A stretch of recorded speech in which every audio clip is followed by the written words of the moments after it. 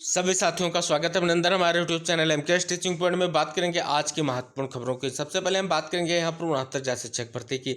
जैसा कि आप सभी लोगों को पता है, रिविजिट की प्रक्रिया को लेकर के बार बार आदेशित किया जा रहा है कोर्ट की तरफ से, लेकिन अब अभी तक जो बात की जाए तो रिविजिट की प्रक्रिया को अंजाम दिया गया, नहीं दिया गया, कब दिया जाएगा, इन चीज़ों को लेकर के अभी बहुत सारे प्रश्न जो है दृष्टिगत हो रहे हैं। कहीं ना कहीं ये संशय बरकरार है कि सरकार किस प्रक्रिया के अधीन क्या करना चाह रही है। यानी आखिरकार सरकार की मंशा 69,000 शिक्षक भर्ती के प्रति जो आरक्षण केस है उसके प्रति आगे की मंशा क्या है, क्योंकि लगातार जो घटित घटनाक्रम है उसमें लगातार अगर माननीय मंत्री जी की बात करें तो लगातार वो यही कह रहे हैं, एक तरफ कह रहे हैं कि हम जो है कोर्ट के आदेश के अनुरूप कार्य करेंगे और दूसरी तरफ ये इंगित करवा रहे हैं कि हम आप सभी लोगों के लिए प्रयास कर रहे हैं, जिसमें आप सभी लोगों को पता है हमारे 6800 चैनल साथी लगातार प्रयास कर रहे हैं कि जल्द से जल्द उनके लिए कोई महत्वपूर्ण निर्देश या महत्वपूर्ण निर्णय सरकार की तरफ से लिया जाए। इसके लिए वो लगातार प्रयास कर रहे हैं। वो चाहे आप सभी लोग देख सकते हैं जनप्रतिनिधियों के माध्यम से हो, किसी मंत्री के माध्यम से हो या अधिकारियों के माध्यम से अपनी बात जो है पहुँचाने का प्रयास कर रहे हैं।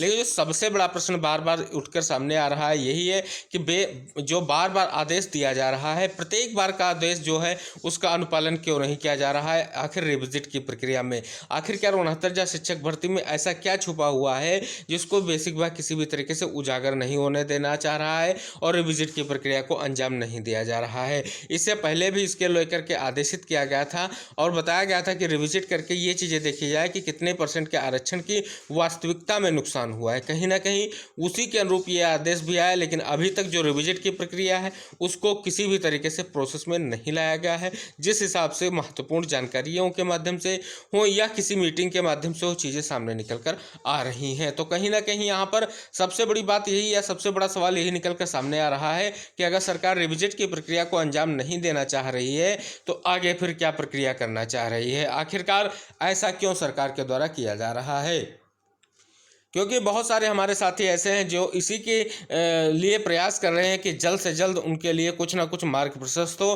क्योंकि आप सभी लोग देख सकते हैं बहुत सारी चीज़ों को लेकर के स्पष्टता न जाहिर हो पाना, कहीं ना कहीं कोर्ट के अधीन इस मुद्दे को जाने को लेकर के प्रयासरत चीज़ें देख सकते हैं।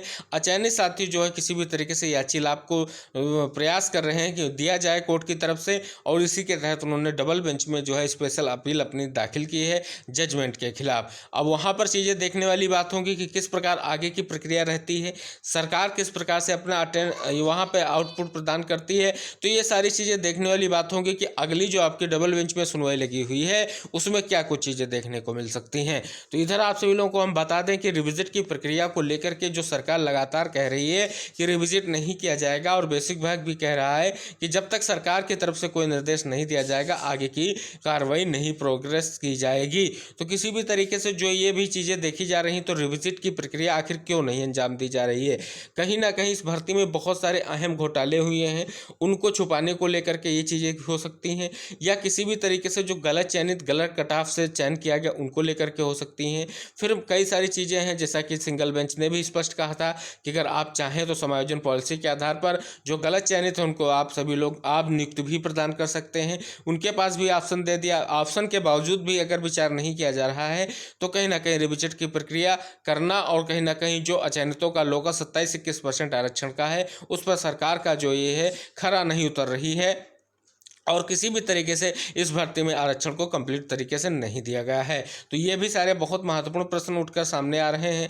जिस प्रकार से सिंगल बेंच में लगातार मुद्दों को लेकर के बात की गई, आरक्षण को लेकर के बात की गई, आखिरकार जो जजमेंट आया उसमें डबल आरक्षण का भी स्पष्ट रूप से बात की गई है कि यहाँ साथियों को डबल आरक्षण प्राप्त हुआ है या प्रदान किया गया है।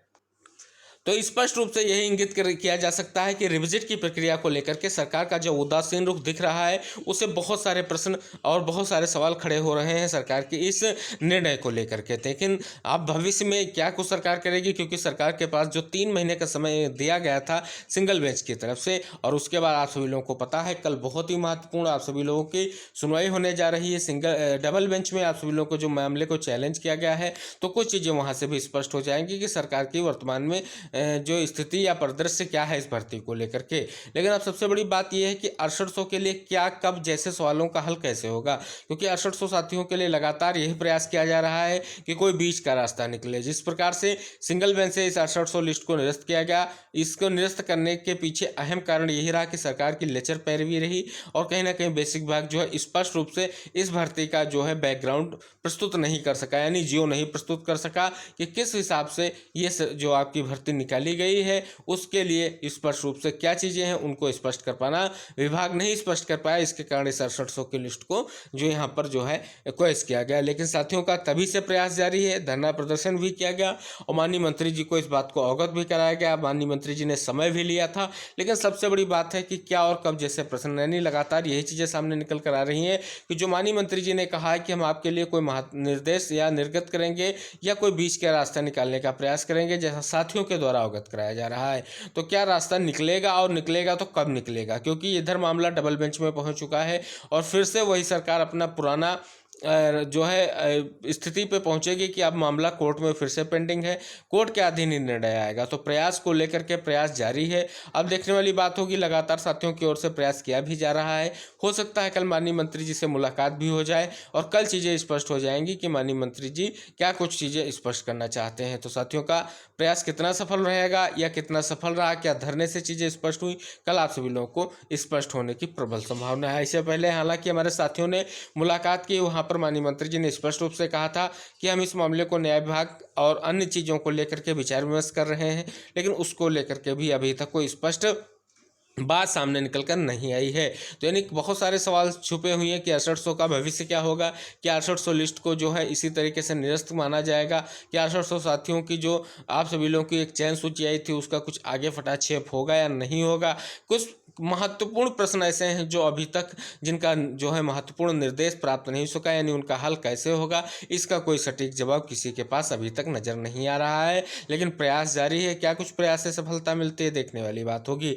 अब बात कर लें उत्तर कुंजी प्रकरण को लेकर के, क्योंकि विभाग की उलझने अब इसलिए बढ़ी हुई हैं क्योंकि उत्तर कुंजी प्रकरण में बहुत बड़ा आदेश निर्गत किया गया है कि जल्द से जल्द इस मुद्दे पर क्या सरकार की प्रक्रिया है, क्या आगे स्पष्ट रूप से विभाग कर रहा है वो स्पष्ट करे। तो यानी फैसला जल्द लेना है और जल्द फैसला लेकर के कोर्ट में इसको स्पष्ट करना है कि हम क्या कुछ उत्तर कुंजी प्रकरण में आगे की कार्रवाई कर रहे हैं, क्योंकि जो बैकग्राउंड या जो बेस बनाने की कोशिश की गई आरक्षण केस की उसको कोर्ट की तरफ से नकारा गया है। तो कहीं ना कहीं ये बहुत ही महत्वपूर्ण निर्णय है और इसमें फैसला जल्द आने की प्रबल संभावना है। और अब बेसिक भाग में उठापटक और उलझने बढ़ चुकी हैं, क्योंकि अब जो है स्पष्ट रूप से कुछ ना कुछ अगली जो सुनवाई होने वाली है मान्यवाद पर, उस पर जो है स्पष्ट करना पड़ेगा विभाग को कि हम क्या प्रक्रिया या क्या आगे की कार्रवाई अग्रसर कर रहे हैं और क्या हम कुछ चाह रहे हैं कि कब तक इस भर्ती को स्पष्ट करेंगे। तो कहीं ना कहीं प्रयास सकारात्मक दिख रहा है और उत्तर कुंजी में जल्द ही बड़ी चीज़ें आप सभी लोगों को विभाग की तरफ से देखने को मिलेंगी, क्योंकि सरकार के पास जो बैकग्राउंड या विभाग के पास जो चीज़ें थी जिनके आधार पर इस मामले को आगे बढ़ाया जा सकता था उनको कोर्ट ने नकारा है। और कहीं ना कहीं ये बहुत ही महत्वपूर्ण आप सभी लोगों के लिए निकल कर सामने चीज़ें आ रही जो भी हमारे उत्तर कुंजी प्रकरण से जुड़े हुए साथी हैं। अब चलिए बात करते हैं कुछ अन्य महत्वपूर्ण खबरों की। साथियों यहाँ पर सुप्रीम कोर्ट की तरफ से बड़ी बात कही गई है। सुप्रीम कोर्ट ने आर्मी डेंटल कोर यानी एडीसी में महिला अभ्यर्थियों के लिए सिर्फ 10% सीटों की समानता के संवैधानिक अधिकार का प्रथम दृष्टया उल्लंघन बताया है। शीर्ष कोर्ट ने कहा कि अत्यधिक मेधावी महिला अभ्यर्थियों की चयन प्रक्रिया से वंचित करना जो है घड़ी को विपरीत दिशा में ले जाने जैसा है। जस्टिस BR गवई और जस्टिस अरविंद कुमार की पीठ ने केंद्र सरकार के इस तर्क को खारिज कर दिया कि विभिन्न जो है आकस्मिकताओं के आधार पर जो यहाँ पर स्पष्ट रूप से बात कही गई जो रक्षा सेवाओं की जरूरी है। कोर्ट ने कहा मौजूदा चयन प्रक्रिया यह पहलू है जहाँ सिर्फ 10% सीटें महिलाओं को आरक्षित के लिए आरक्षित है। संविधान के अनुच्छेद 14 का उल्लंघन है। पीठ दिल्ली हाईकोर्ट के उस आदेश को चुनौती देने वाली याचिका पर सुनवाई कर रही थी जिसमें उम्मीदवारों के लैंगिक भेदभाव के दावे के कारण एडीसी भर्ती नतीजों पर पूर्व में दिए गए यथास्थिति के आदेश को रद्द कर दिया है। एडीसी में पुरुषों के लिए 90% रिक्तियां आरक्षित करने के सरकार के कदम के खिलाफ कई याचिकाएं विभिन्न जो है हाई कोर्ट में पहुंचे थे। तो देख सकते हैं बहुत ही महत्वपूर्ण निर्णय जो है लिया गया है, बहुत ही इंपॉर्टेंट माना जाएगा।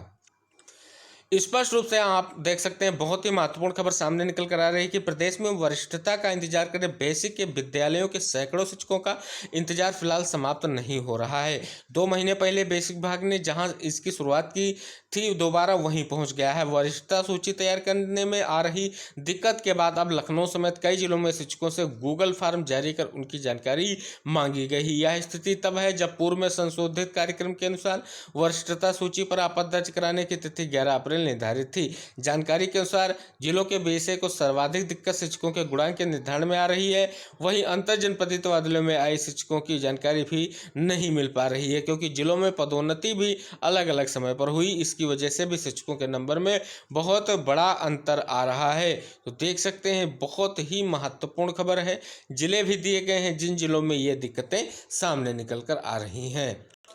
महत्वपूर्ण खबर सामने निकल कर आ रही है कि संयुक्त शिक्षा निदेशक निलंबित किए गए हैं। जो अयोध्या के संयुक्त शिक्षा निदेशक हैं और शासकीय सहायता प्राप्त माध्यमिक विद्यालयों में शिक्षकों के गलत तरीके से विनियमितीकरण के मामले में शासन ने अयोध्या मंडल के संयुक्त शिक्षा निदेशक अरविंद कुमार पांडे को निलंबित कर दिया गया है। और महत्वपूर्ण मामला यह है कि उन पर विभाग की ओर से गठित जाँच कमेटी में सहयोग न करने का भी आरोप जो है लगा है। लिखा गया है कि शासन के अनुसार उन्होंने शासकीय सहायता प्राप्त माध्यमिक विद्यालयों में 69 तदर्थ शिक्षकों को विनियमित भी किया है। प्रकरण की जांच के लिए आयुक्त जो अयोध्या मंडल की ओर से गठित समिति के सामने भी उन्होंने आवश्यक पत्रावलियां उपलब्ध नहीं कराई हैं। तो बड़ी महत्वपूर्ण खबर है तदर्थ शिक्षकों को नियमितीकरण करने को लेकर के।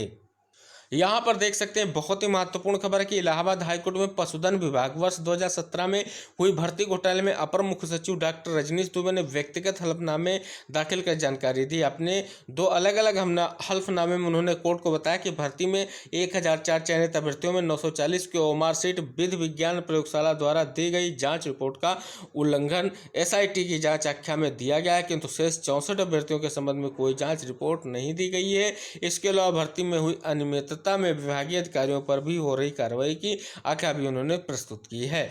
देख सकते हैं, बहुत ही महत्वपूर्ण जानकारी है और कोर्ट ने इस संबंध में पहले ही सुनवाई के जांच की प्रगति रिपोर्ट प्रस्तुत करने के निर्देश दिया था। तो बहुत ही महत्वपूर्ण खबर है। देख सकते हैं कि पशुधन विभाग में 2014 में मामला क्या था कि पशुधन विभाग 2014 में प्रसार अधिकारी के पद पर भर्ती का विज्ञापन जारी हुआ था। इसमें 1004 अभ्यर्थियों की नियुक्ति हुई। बाद में भर्ती में अनियमितता का आरोप लगाते हुए हाई कोर्ट में याचिका दाखिल की गई थी। तो बहुत ही महत्वपूर्ण चीज सामने निकल कर आई है। ये थी आज की महत्वपूर्ण खबरें। हम आशा करेंगे आप वीडियो को जरूर लाइक शेयर करेंगे, चैनल को सब्सक्राइब करेंगे। इसी आशा के साथ अगले वीडियो में फिर मिलेंगे। तब तक के लिए टेक केयर, बाय बाय, जय हिंद साथियों।